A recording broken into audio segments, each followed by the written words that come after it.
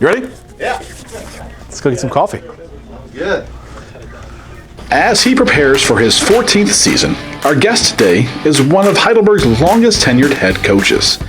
In addition to his role at the helm of the women's soccer program, he is a family man and an active member of the Tiffin Youth Soccer Club. His name is Nick Spell. If you were a fan of puns, I guess you could call this a spell check. I'm not. So instead, this is Coaches on Campus Getting Coffee. You're number 14? You're number, I think, 14? Yeah, moving on 14, so I try not to tell too many people that number. One of the longer tenured coaches here. Yeah, old me and Donaldson and Miller. So, you come in as a young 25-year-old, and here we are now. Yeah, so talk about this. So you come here, you went to Marietta, Yes. and how did you get into coaching on the women's side? Well, obviously I played at Marietta, and there, the coach at the time coached both programs. So after I graduated, he asked me to be a graduate assistant. Mm-hmm. So we did that, and obviously coaching both, I got a great opportunity to see which one I liked working with more. And then, so I did that for 2 years, became full-time assistant, and then obviously this job opened up.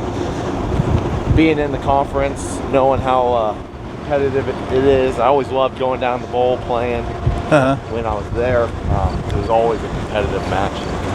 I was excited to come here, thought it was a cool place. And here I am, and it's so cool. I stayed for 14 years. Yeah, and your wife, Amy, just went to the Marietta Hall of Fame. Yeah, she definitely has bragging rights in the house, for sure. The phenomenal player, still is. She gets out there, she has that competitive edge, that competitive drive. So it's fun. It's fun, and you see that with our two old boys now. And they might be the cutest little kids in the world. Well, thank you. Thank you.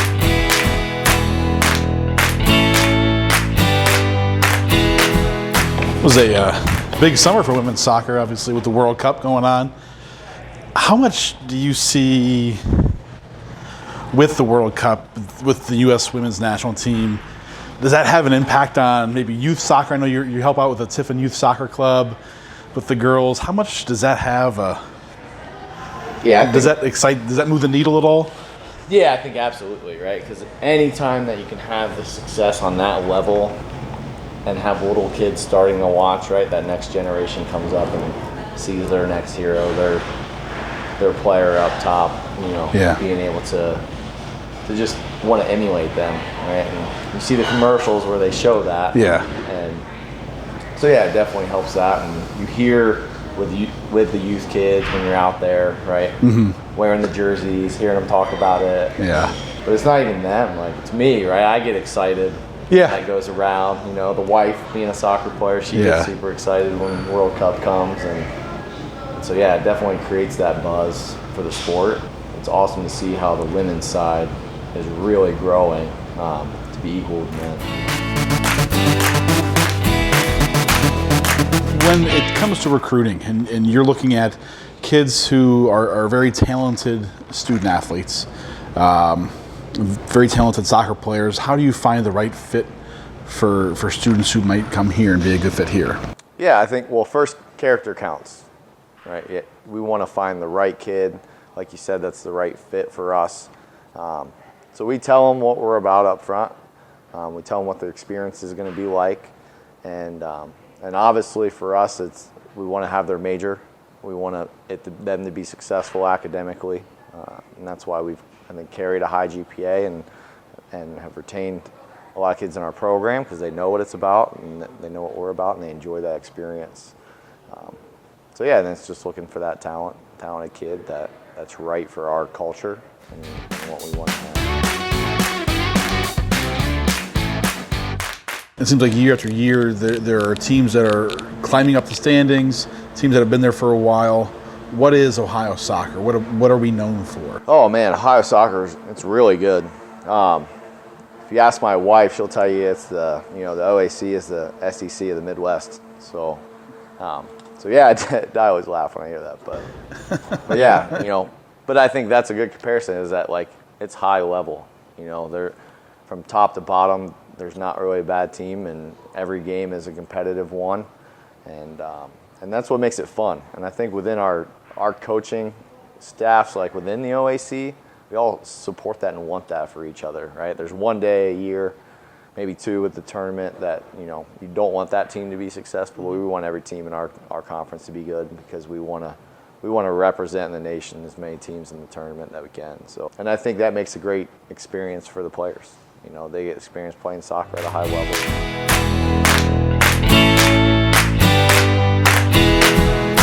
What challenges as a male coaching 30 to 40 female student athletes, what challenges do you feel for yourself as the leader of that program?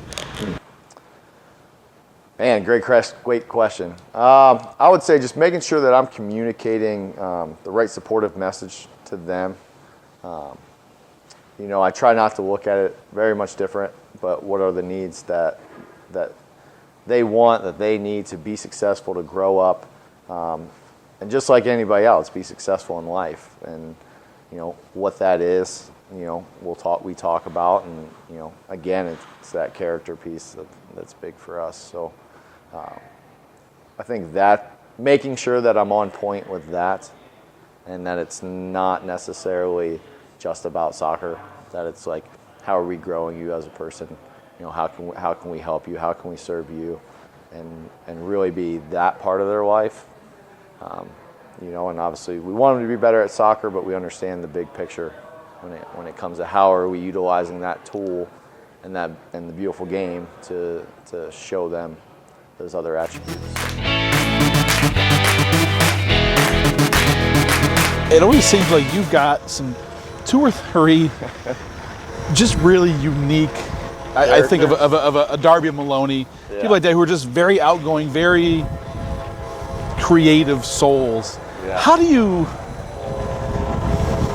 manage all the different? Yeah.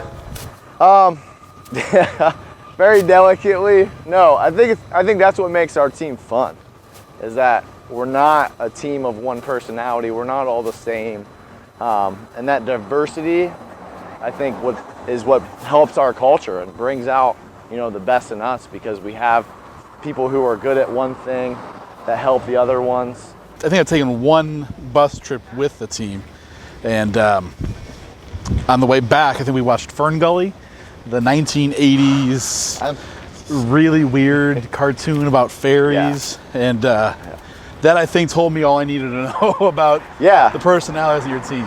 And the best thing about it is that is the best sleep I get, and that is why they can watch movies like that, because it puts me out like that, and then I'm good to go. You wake up and you're back in Tiffin. I will say it's not one of our strengths, is picking movies on the way home.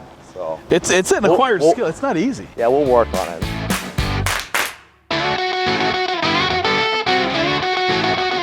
But we're here at the stadium. You guys split your game times. You play a couple games here on the turf in the evenings. Your grass facility is really a standout facility as well. When do you decide where you're playing the games? How you decide that? What are the advantages of both? So really home, we like to play on grass. Most of the teams that we play against have just turf now, so we feel a home advantage. We like the natural, feel the game was meant to be played on grass, so we like that. And like you said, we have a great facility, so we want to showcase that. We want to play on it, and it is different. The ball rolls a little bit slower, but it is nice having this as well. So we utilize both to train on, because we play teams with turf. So having the ability to have both is a phenomenal asset that Heidelberg has.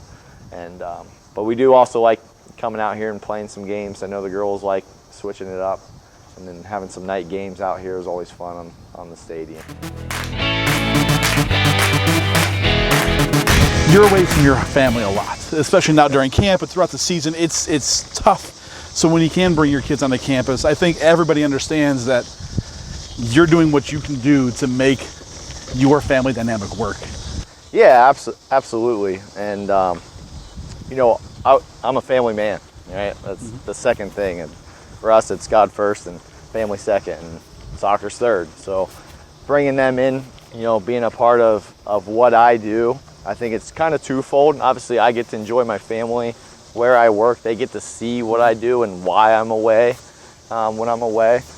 But I think it also shows our players that, hey, you can go work hard, be successful, and raise a family and mesh the two. And I think sometimes a lot of people, you know, feel like it's this or that at times, because it can feel like that, but I think it shows them that you can have that balance. Well, thanks for joining us today. Yeah, thanks for Good luck this talking. season. Absolutely. You're welcome. Cheers.